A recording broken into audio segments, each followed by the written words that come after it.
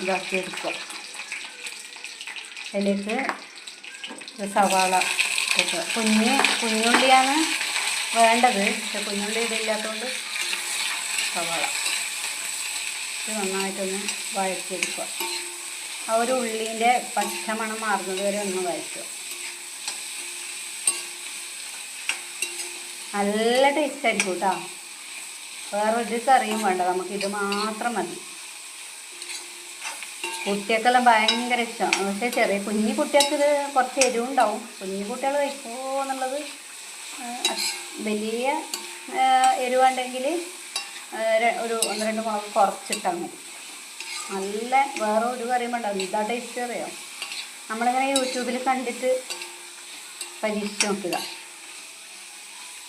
കറി വെക്കാൻ മടിയുള്ള ദിവസമോ അല്ലെങ്കിൽ വയ്യായ്കയിലുള്ള ദിവസം ജസ്റ്റ് ഇങ്ങനെ ഒന്ന് ഇതാക്കിയിട്ട് കുറച്ച് ഉപ്പ് ഇട്ട് കുറച്ച് പുളി ഇട്ടിട്ട്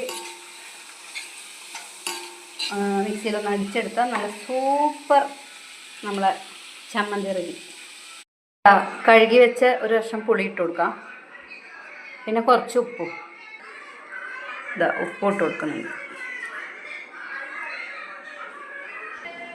ഇത്ര ചതച്ചെടുത്താൽ മതിയാവും.